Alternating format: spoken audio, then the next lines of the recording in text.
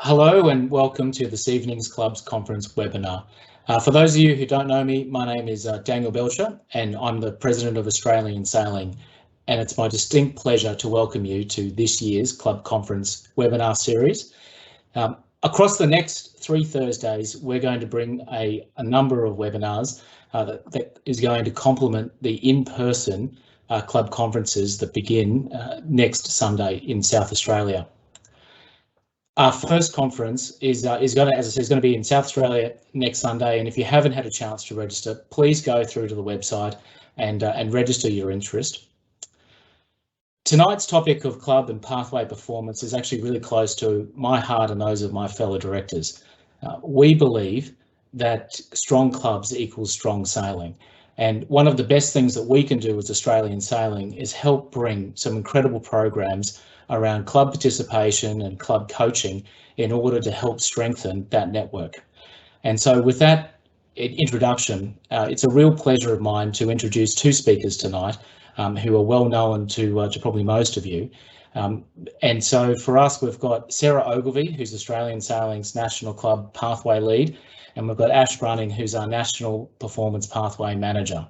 The format of tonight's event is a live event, and so you're all going to be on mute.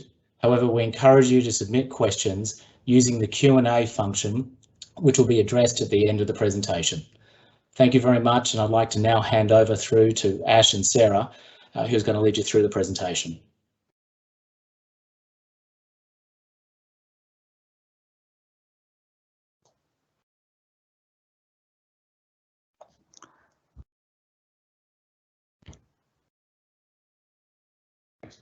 Well, thank you, Daniel, and thank you for the introduction. As Daniel shared, I'm Sarah Ogilvie and I'm the National Club Pathway Lead, and I'm very much excited, and it's a pleasure tonight to be introducing Club Pathways. It's the first time that it's happened, so I'm very excited and I'm going to get into it. What will happen is I'll go through Club Pathways and then I'll hand over to Ashley.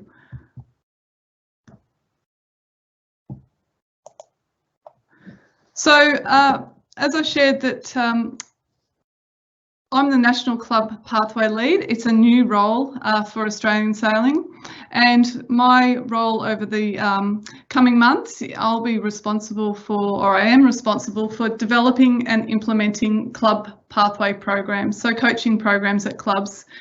Over the coming period of time, the focus area will be for those under the age of 24 years.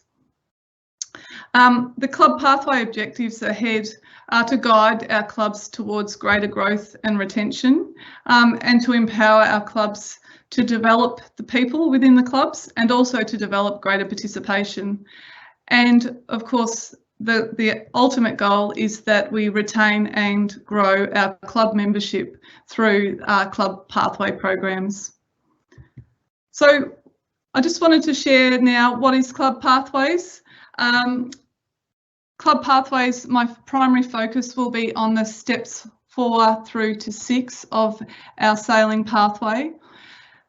Although it doesn't happen in isolation, there will be a holistic view of this pathway from steps 1 through to 4, and then right through to where it goes through to performance pathways. And I just wanted to emphasise that because we want to make sure that moving forward that all the links in the chain are securely attached, and that we have a continuum of pathways and programs for our clubs ahead. So I've been in this role for a few months now, and I just wanted to share with you a review that's occurred.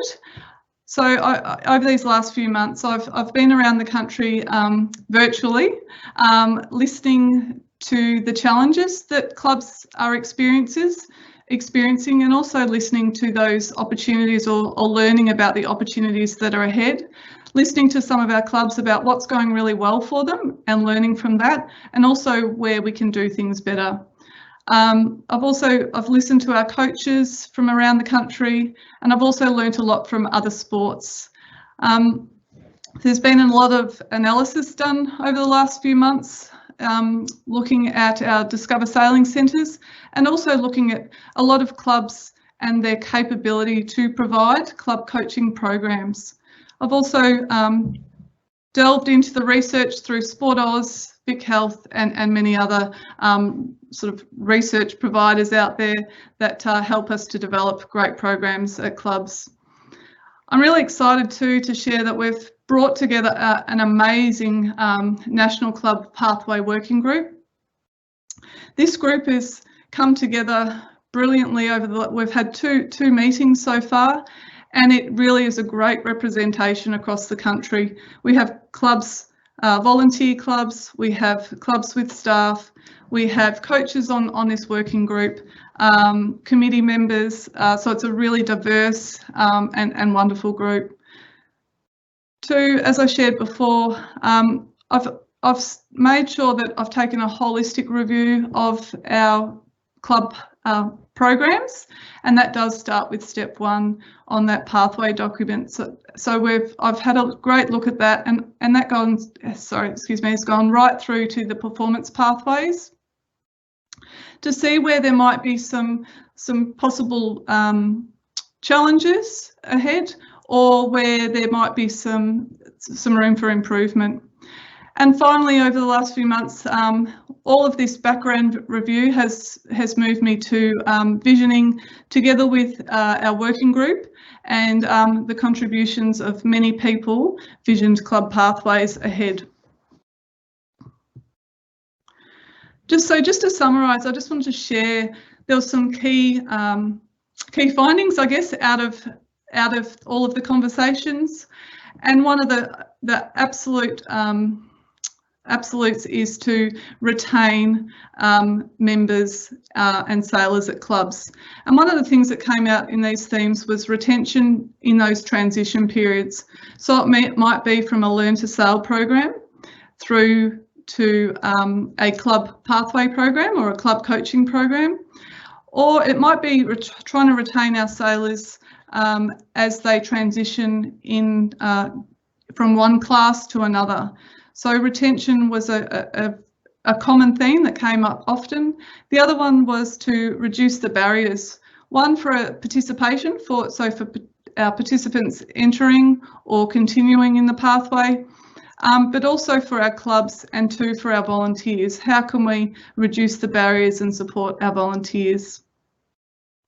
And then the final one, which does link back into our volunteers, is ensuring that we can help and enable our clubs with tools and training, with the resources to deliver coaching programs and programs that are right for their members. So what I did learn, that there was a lot of duplication around the country where clubs were all doing the same thing, but everyone was investing a lot of time. So enabling our clubs by saving on this duplication will be a great benefit. So going around the country, I've identified two areas forward over the coming summer, and that is to implement or test club coaching programs towards whole of club skills. So not only those sailing skills, but also club development skills. So how can we develop young members to be whole members, be volunteers, be on the committee, but also be great sailors, and ensure that our programs are fun and engage members to keep coming back. The second area of focus that I'll be testing over the summer ahead is that we have a toolkit that our clubs, our committees, or our volunteers, or our coaches, that they can follow this guide, and we'll have all the resources available in a hub that they can deliver club coaching programs. So a little precursor, I just wanted to highlight that ahead in this webinar, there's been some great development work together with the working group and also with staff, and And I just want to highlight that this is all draft, so terms might change, colours might change, program names might change, but please stick with me, and hopefully you've got some questions and you can help to contribute to developing great club pathway programs. So I'm just going to step you through the thinking behind the club coaching program model. So what does it actually mean? It means that we're going to be developing fun, engaging, member-centric programs. Of course, that they're empowered, they've got the tools and resources to empower our volunteers. That they're going to be formal and informal coaching programs. And what I mean by that, and volunteer programs, what I mean by that is some clubs already have awesome club coaching programs, and they take their sailors through a very formal process, I would say a structured process, where they develop and follow the pathway quite systematically. And we're going to be making sure that that system is available and you know, for all clubs. But there's also opportunities for informal learning and informal engagement and informal coaching, informal training of our volunteers. So the coaching model will support that. And one big key here is that to ensure that we've got flexibility for our clubs. What I mean by that is that every club has different members. So one club coach might be needing to coach, you know, it might be tasers, it might be boards and trailables. That might be they might be on a lake, and we need to ensure that our club coach has the flexibility to deliver what's needed for those members. So if we look at the circle diagram, I just wanted to, if you just look at that cross, every club coaching program will be competency based with that formal and informal learning. Every program across those, the green, the blue and the dark blue, will be multidiscipline. So it's encouraging our sailors to learn more than one discipline. There will be formal and informal training of our volunteers, but there will also be the training and racing component with each level of the pathway of the model. And then on the final grey of the cross, as we go round, there will be at each level, so the green, the light blue and the dark blue, the development of people, of our members. So ensuring that your young sailors develop to be great club members. So if we just now look at those rings, the circle, the focus for the green level, and I would like to highlight here that at the moment, I guess around the country, green fleet can look really different in each. One club, it could be racing. One club, it could be just enhancing your fundamentals or those foundation skills. So at the moment, green fleet looks quite different. And what we're aiming to provide is ensuring that there is a structure and that there is some competencies that need to be achieved. But the key to the green fleet is it's about fun, it's about club engagement, and it's about ensuring that those skills that you've received in a learn to sail environment are now cemented in this green fleet. Those skills become independent, so you'll become an independent sailor within this green fleet. And whilst there might be some racing, it might, or it won't be in a way that is structured and formal. It's to ensure that our young people learn racing skills, but in a really fun environment. If we're to step out to the light blue ring, this is the key. This is a step on our pathway that I showed at the start. This is a step where most of our club sailing activity happens. And this is the stage in the coaching program where you'll go from those independent skills that you've just gained towards a higher competency of skills. There'll also be that multidiscipline focus. and there'll also be quite a focus on developing the skills to be great club members.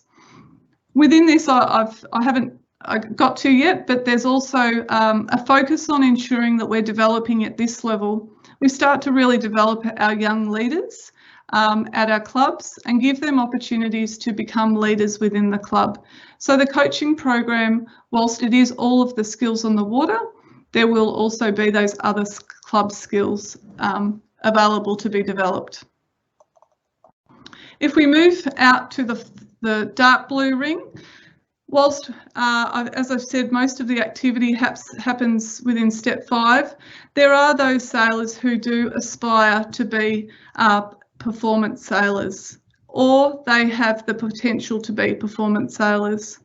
So we want to ensure that there's the links in the chain all the way through to our performance programs. So within this space, we're going to ensure that there is club performance coaching available to those clubs or those sailors who seek to go down that journey. And that doesn't necessarily mean that it's towards performance or high performance. It might be that you have a group of, and I'll use the taser again, a group of tasers that would like to go to a World Championships. And how can you improve them to be a higher performance level of sailing? So we're going to provide that opportunity to develop our coaches even further to become performance level club coaches. I'll keep moving on now. I will get to some case studies or later on in this that hopefully can again help with the thinking behind this model. So our club coaching programs, there's going to be a lot of depth and a lot available to clubs to ensure that they can deliver for their members. So I'm not going to go through this in detail because it is a very detailed document. That's this is just a snapshot. But what I encourage you can come and have a look at it again later and keep an eye out for it as we move further in developing club pathway programs. But what I'm going to ensure is that there's blueprints available for each level. So steps 4, steps 5 and step 6, what does those programs actually look like? So there's the overview, and then there'll be what they look like, what the activity is on the water, off the water, what leadership skills will be developed at each level, and so on. But the same for our coaches and sailors. There'll be these blueprints or the profile for our coach and sailor about what it looks like at each level. So for example, here you could see that at the step 4, what it means to be a coach and what it means to be the sailor. And again, it will describe what happens on the water, what happens off the water, what skills they'll be learning and what leadership skills they'll be learning and so on. One thing here I'd like to highlight, and I'll get to it in a moment, is that we are looking with this holistic review I've done over the last few months, is that we are looking to change some of the structure of our coaching, and 2, we've recognised that we might bring that age down. So in terms of at the moment, I wanted to share with you some of the thinking where we're at with the instructor and coach accreditation pathway. As I've highlighted earlier, club coaching programs, we would like multidisciplined sailors, and that means we need to provide multidisciplined coaches. So as we know, sailing's changing often at the moment and really developing quite fast. So we need to make sure that our coaches have the capability to deliver great programs. So we're looking at some adjustments to our pathway, and I'll run from the bottom right up to the top very quickly here. At the moment, we already have a general principles course. You'll do that online, and you then go off and become face-to-face. You'll either do a dinghy, windsurf, keelboat course, or a kiteboarding course through KA Australia. We don't have the next stage available at the moment. That's an introductory club coaching course. And what we're looking to bring in, and that will be tested this summer, is that our instructors can become those introductory coaches that now will be able to deliver green fleet coaching at clubs. Those instructors currently, you can be 16 as an instructor, and we're looking to bring that in for that age group so that we can have young green fleet coaches coaching those children coming through. We currently then normally you'd move from an instructor straight into the coaching principles. So now we're at the light blue level. That's an e-course that currently exists. And then you go face to face and you attend the general principles course face to face. Currently that is only as a dinghy stream, but what's been recognised is that we want to have keelboat coaches, we want to have kite foil coaches, we want windsurfing coaches, we want really diverse coaches, and we want coaches with multiple skills or many skills to be able to teach many disciplines. As I shared earlier, that some coaches have to deliver a lot at one club. So you'll learn a couple of streams within the coaching principles course. And finally, in recognition of ensuring that we develop club performance level sailors and those who aspire to be performance coaches or have performance potential to be those athletes, there is also going to be a higher level of coaching available for those with that aspiration to go further down the pathway. And that level of coaching will then be interlinked back into Australian Sailing and towards our Performance Pathways program. So just ahead this summer, there'll be many pilot programs going on around the country and some great things already happening. We'll be piloting, and here's just a list that I'll run through a couple of examples in a moment. But we will focus, for example, on the club and coach and instructor development. So that might be about their induction process every year, ensuring that they're upskilled at the club. So what that looks like and how we develop our coaches. We'll be testing the transition from either tackers or from a start sailing and a better sailing course transitioning through to a green fleet program. We'll also be testing just the whole curriculum that will be developed in green fleet. Now, green fleet, as I've said before, as we move towards making sure that we support the club's interests, green fleet doesn't necessarily have to be an Optimus. It could be in keelboats, it could be on boards. So we're going to develop green fleet for a number of disciplines. There'll be the intermediate level within the pathway, and there'll be quite a few of those happening too. For example, one will be transitioning from one youth class to another class, and what does that program look like?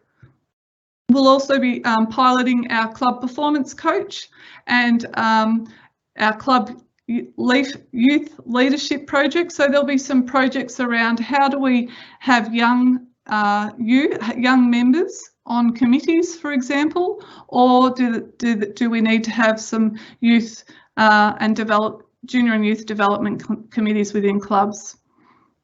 And finally, we've got to make sure that the curriculum is right and that we're able to develop coaches with multi-discipline skills.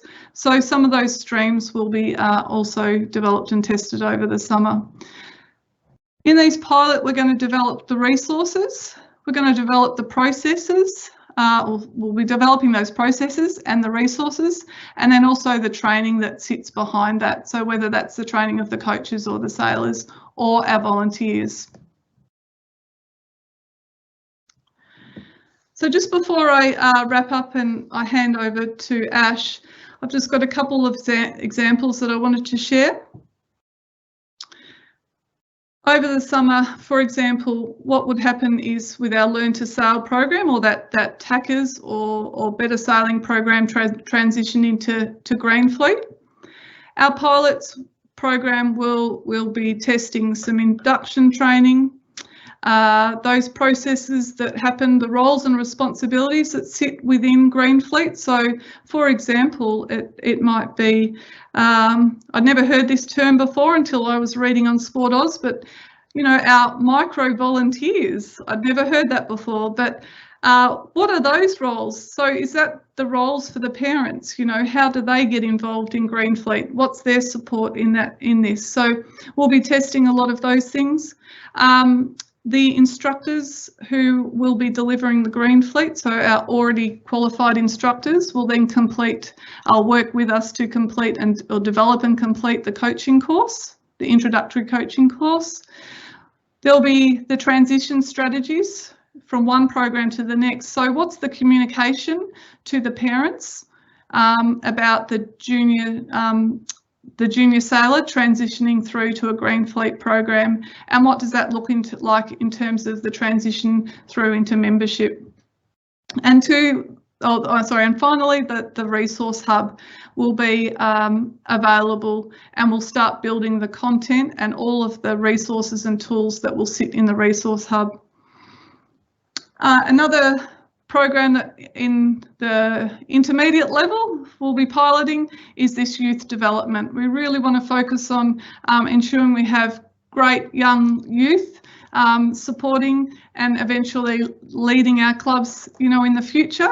They're the future, so giving them the skills to be young committee members, or giving them the tools and giving them the opportunity to develop the club as to what they need. So it might be listening to them, listening to the youth, and giving them the opportunity to deliver projects that are good for their club, what they would like to see at their club.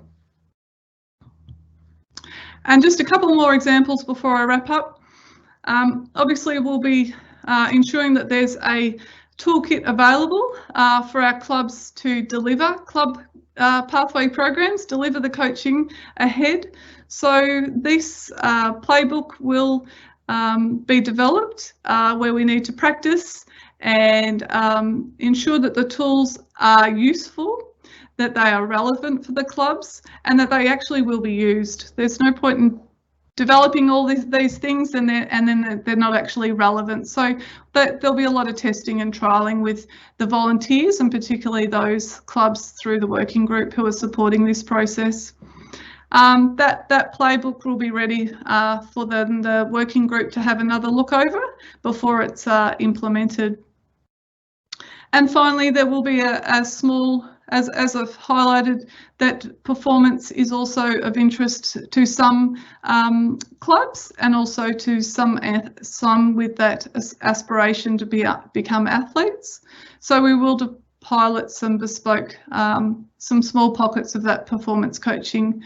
And what we'll do is we'll identify those coaches who aspire for that. They'll support us by assisting in doing the course that's to be developed. They'll also be linked up with other coaches so that they can develop through a mentoring system.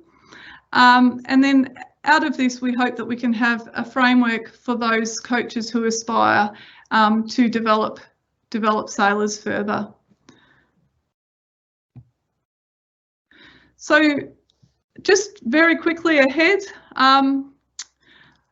I'll do my best to keep to this timeline, but things can come up. As we know, our world changes daily at the moment. But ahead, our working group is now meeting monthly. The resource hub where everything will sit will start to be built. Over the spring and the summer, we'll start to implement some of these pilot programs. You'll see me out and about. I'll be attending our youth clinics and many clubs. So I look forward to meeting you and learning more and hearing more. And then as we go through to early next year, we'll continue with those pilot programs, and we will, and then I'll roll into an assessment from there. So I just wanted to say thank you very much for allowing me to introduce club pathways to Australian sailing clubs. I'm going to hand over now to Ashley, and Ash will lead on now with performance pathways.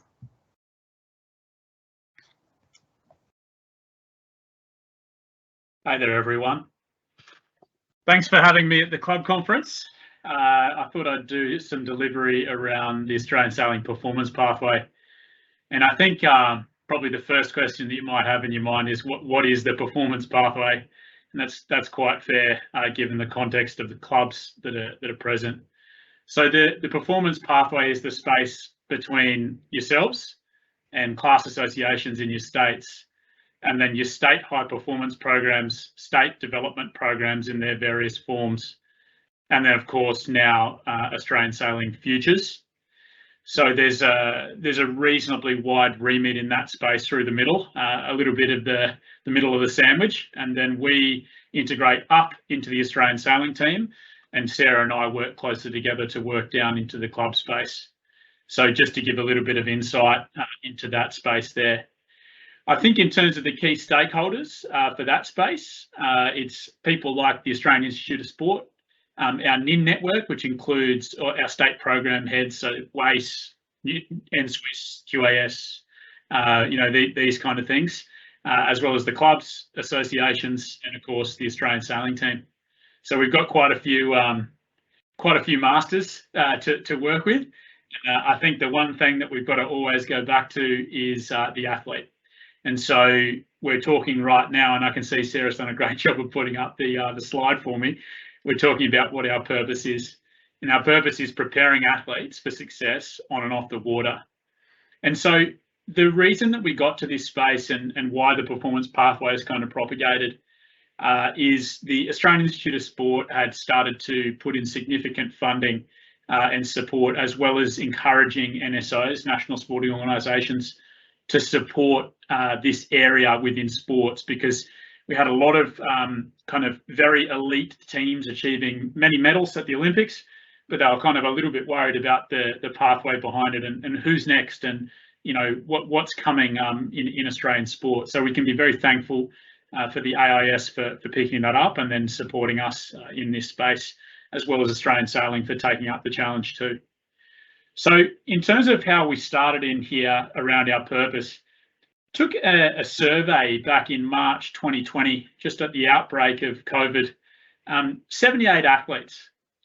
So the athletes came from state performance programs, the national program, and they were also former athletes. So they might have been in the AST, they might have been a state program athlete before, and they've just moved on along the way. We actually asked them quite specifically, what's the biggest barrier to you as you enter that space? And they came up with a couple of key things, and I was going to list those things out for you because I think it's good to understand. The first one was transition from developing classes to Olympic classes. So a really easy, effective one would be going from the 29er to the 49er. A big step up in performance, big difference in physiology, and also the level or the competitiveness of the fleet increases dramatically. The others included funding, so funding for campaigns, being able to campaign overseas and engage in multiple regattas, and also the equipment. So being able to get either second-hand equipment in Australia or having the ability to try the equipment before starting in the class. Above all, the most key one of all, which is the one that we've tried to address as well as we could around futures and also what we're doing in the coach development space in performance pathway, came up with specific technical coaching across the states. So basically, if you're a laser sailor, you've got a laser specific coach in your state and or futures program if you can engage at that level. So call it a little bit more specialised coaching. So just moving on into what we're doing now, that kind of shaped it for us. We started to look at these two different streams of kind of ways in terms of the strategy. So there's a high performance strategy that exists today by the Australian Sailing team, how we fit into it. So the national initiatives, as you can be seen there, is to do with what we do kind of at a national level. So where we look at kind of initiatives that are going to be supporting the state programs operate at a higher level, and then to carry those athletes through into the ASS as the Australian Sailing Squad or the Australian Sailing Team. And then we look at the state sailing performance programs, and that's your WACE, your QAS, your NSWIS, your BIS, your TIS, your SASI. These programs, have been there for a long time, but we're also thinking about how to kind of strengthen or improve those different state programs with some centralised leadership. So, definitely the key words there's local solutions to feed the national performance pathway. Happy to move to the next one. Thank you, Sarah. So in terms of the national initiatives, what's out there at the moment is, and it's actually just started in the last couple of months with a bit of fanfare, which has been really cool, is the AS Futures program. And so AS Futures is a selected group of athletes in single-handed, double-handed, all Olympic classes, new classes included. And basically it's a camp-based structure where athletes will come together and they'll go around to generally multiple different club environments and spend a little bit of time getting to know, different conditions and also getting to know each other, because a lot of these athletes will be our ASS and AST athletes of 24 and 28. So we're getting a little bit ahead of it by creating effectively a national development squad in that space. Every class is covered. Every class has a class-specific coach that's technical to that class. So Futures itself also moves down into the AS Fast Boat Development Program, which is now, I guess you'd use the word amalgamated into Futures. And why it stands alone or why it's a little bit separate is because the AIS provided us a significant grant called the Pathways Solutions Grant to operate in this space. And we looked at where we would need to target via our high performance strategy gaps in the system, or where we can kind of access maybe athlete streams to fill in some of the classes that we had some concerns in around the depth. And the fast boats themselves, they'll be based primarily out of Lake Macquarie, but they'll also have some regatta options later in the year. Moving on to the kite and the windfoil. So the kite and the windfoil, brand new classes. They've been around for a couple of years, still quite new to the club space, and definitely they're high performance craft. So that's going to take a little bit of time to kind of to build into the club space. And I think, your patience and support is more than welcome there, especially around things like safety. So in those classes, we have Ryan Polk and Arthur Brett leading the kite and the windfoil.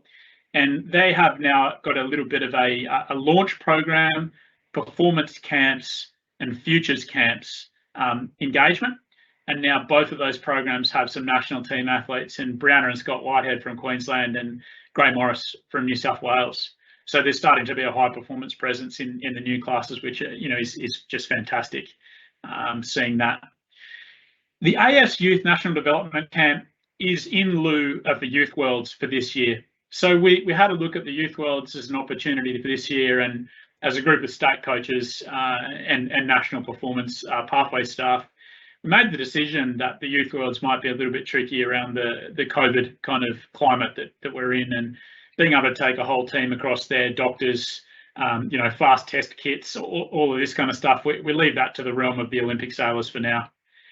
So basically what it's going to be is an engagement where the top sailors that come out of the summer of this year, and there'll be a selection document that goes out for this in about October, will be selected, and then they'll be invited to that camp, and it will be a week-long camp, and there will be sailing, generally with a training partner invited, much like our former Pathway to Gold camps in that space. And then the AS Performance Pathways Coach Program is a targeted program around looking at some key kind of areas that we need to develop coaches in across quite a few different states. And you can see in the commas there around new class. So quite specifically, we just don't have enough new class coaches, and we're a little bit concerned around the I guess if you've got only one and something goes wrong there, you don't really have much to back up. So I think then moving into the next one. Thanks, Sarah. Yeah, so into the state performance programs. So they just continue as per usual. So that's your existing ones in your states that are in some of your clubs, or operating kind of in all of the different states. And we just had a little bit of a win with Sassy taking on a couple of new athletes, so they're also back in the game, meaning that everyone is now covered, which is fantastic. And then we have the state development programs, and first one to say this one's been an interesting space. Previously there was the SUP programs of yesteryear, and now we're looking at some hybridized kind of programs, depending on the state, depending on what's kind of available there in terms of coaching to support that. And one of the things that we're really trying to support and forward is the coaching clinic for the state around the state youth championships. And then the final one is to do with the state coach development program, and we just need to invest in that space. And so we've built into our budgets, the capability to move those state coaches around to join in with futures camps or national team camps, and then we'll also have some specific, I guess you'd call it niche or focused groups of state coaches together with some facilitators around things like difficult conversations, dealing with stakeholders, athletes, and behaviours. So and of course sports psychology. So yeah, I guess moving to the next slide, Sarah. We're already at the end. Thanks very much for your support. I recognise that this may seem like it's a couple of levels above, but it's not. We operate, very, very much so in your clubs. All of our performance programs and the partnerships that we have with you guys are really important. So thank you for your ongoing support, and I do hope to continue to be able to do that in the future. So thank you. Okay, so thanks, Ash. What we're going to do is move into our Q&A. I'm going to stop sharing, and then we'll see if we can look into the chat and answer some questions. Before I end this slide, if you did need to contact Ash or myself, our contact information is there.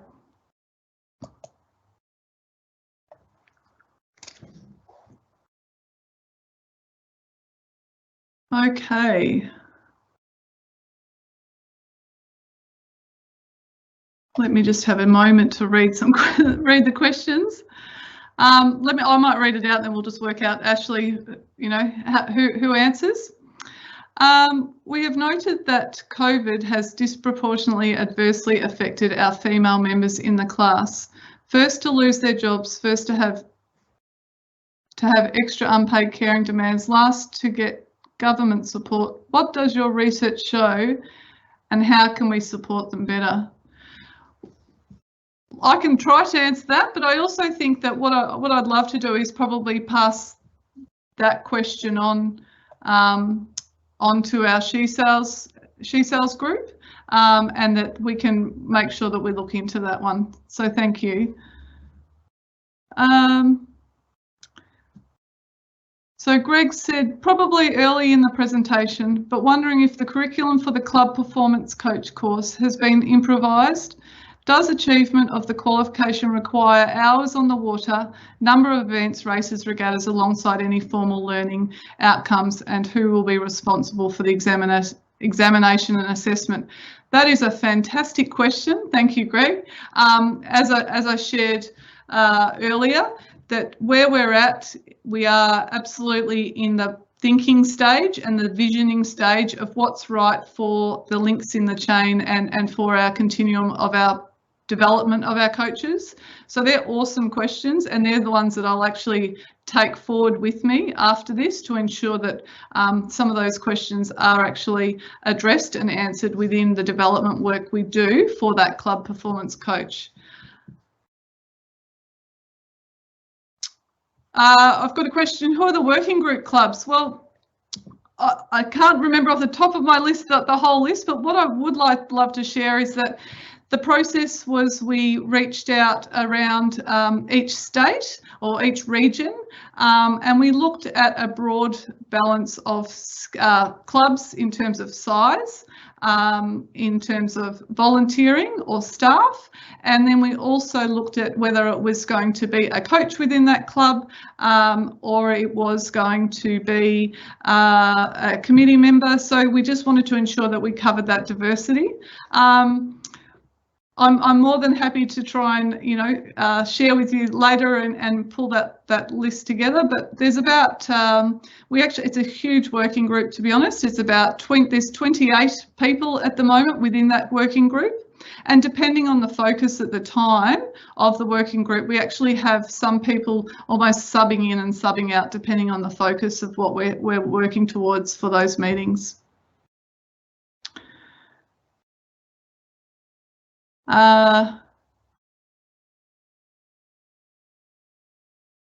I've got some lovely positive comments. Thank you very much, Dale. I'm just going to read out this and then I'll... Hi, we are trying to restart our Learn to Sail program by becoming a Discover Sailing Centre. After Optis, which boat would you suggest as the next phase, e.g. Laser, Flying Ant, Bic? That is a great question, and that comes from South Lake Macquarie Amateur Sailing Club. It's one that's already come up in the working group, and I think I'd like to bring that forward.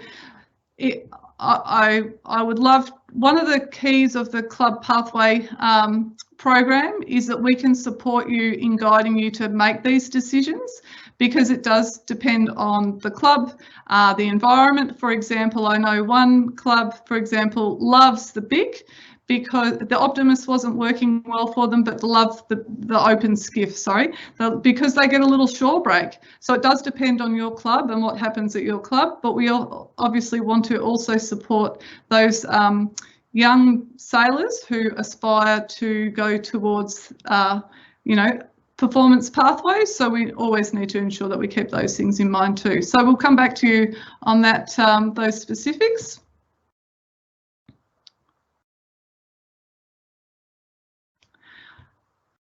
Pathway coaching progression seems to be instigated by the completing of an e-course. Are the coaches filtered, vetted,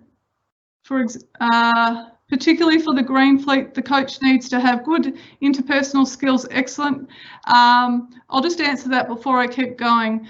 But absolutely, that's why we want to ensure that our instructors now learn to become coaches, because coaching is a different skill to instructing, and those interpersonal skills is one of the reasons why we want to ensure that we have that green fleet level of coaching available. There are always prerequisites to the courses, so I'll take that on board too, but ensure that those prerequisites do support the development of our coaches so that we have high quality and consistent coaching. Absolutely, again, with that question, Dave, that we want to ensure that ultimately the experience is fun for our sailors.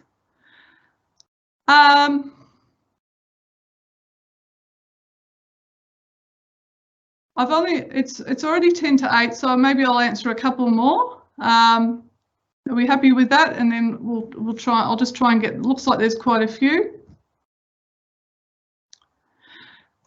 Ashley, this is one for you, I think. Any information about the educational career balance for futures programs? Yeah, happy to take that one, Sarah. It definitely falls under my remit, and it's from Chris. Hi, Chris. I know Chris well. So I think in terms of what has actually happened was the first camp for futures was going to be an all-in camp where education, connection, career balance, these kind of things in terms of what we call AW&E, athlete wellness and engagement, were going to be discussed. Now, the first camp got cancelled on the Gold Coast, and that obviously created a little bit of a problem. So we've looked at this and we've kind of created a bespoke operation around this. So the 470 class, for example, has just had theirs with Ben Carbis, and Ben Carbis is the AW&E for the Australian sailing team. So Ben came over to Wallara, sat down with a group of athletes, I think 8 to 10 athletes, and the discussion sat around balancing priorities, time management, and also team building and squad life. And squad life, being a really big focus as we're trying to get these guys to work together, put aside individual kind of issues and really work towards the greater good for Australian sailing. So we're approaching in a bespoke manner for now, Chris, but we hope to have one at the end of the year where we can get everyone together all in one place around a regatta, maybe South Melbourne, maybe South Sydney, something like that, where we can actually engage everyone all at once. A little bit hard to do with, I think, 52 athletes and 8 coaches. So, yeah, thank you. I think we'll just go. I can see that Claire's going to share or is sharing our email addresses to contact us if you've got more questions. I'll just try and answer this one more. We're almost, we're at 10 to 8. David has said, one of our big challenges as a club is to decide on a double-handed training craft. AS have endorsed tackers, opties, but nothing double-handed. The Brits are way ahead of us with endorsement of RS and toppercraft. What is the way forward and why has this been neglected? Some kids just want to sail with their mates. We sail on the ocean and have lots of sharks. Probably the same problem with the crocodiles up north. So self-draining craft would be ideal. Yeah, great question. And even at the moment, I've been already travelling to some clubs and presenting what we've shared tonight with those some of those working groups. And one of the things that was identified is how do we encourage the double-handed, so I can ensure that that won't be left as behind. What did come out in the conversations was that we need to make sure that our young sailors do know how to skipper and sail the boat and can be independent sailors in having those skills. But absolutely double-handed has been recognised as something that we want to ensure comes into club coaching programs. So you might learn to sail with those basic skills, but we do want to ensure that those fundamental or those foundation skills are then picked up and can be developed as double-handed sailing. So I definitely take that one, David, and thank you for bringing that up because that it has come up and will be considered moving forward. I think we've done a lot of talking. Unless there's any other questions at the moment, I think we should pause for now and you're more than welcome to send Ashley and I those questions forward after. Thanks very much, everyone, for this evening.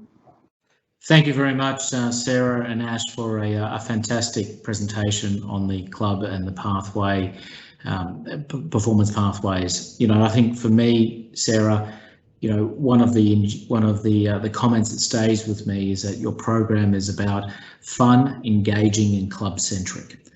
And I think for me, Ash, if there was a takeaway, it would be around those lasting pathways with clubs, associations and institutes in order for your program to be successful. I look forward to continuing these conversations in person when we get to each of the in-person club conferences around the country.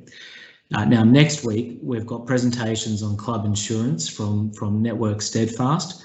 And as I just mentioned, over the next couple of months, myself and our CEO, Ben Houston, is going to be presenting in person at each of the club conferences. And if you haven't had a chance to do so, please go to the club conference page on the Australian Sailing website, where you can register to attend. I look forward to seeing you in person at those events, and thank you so much for tuning in tonight. Have a great night and look forward to talking soon. Cheers.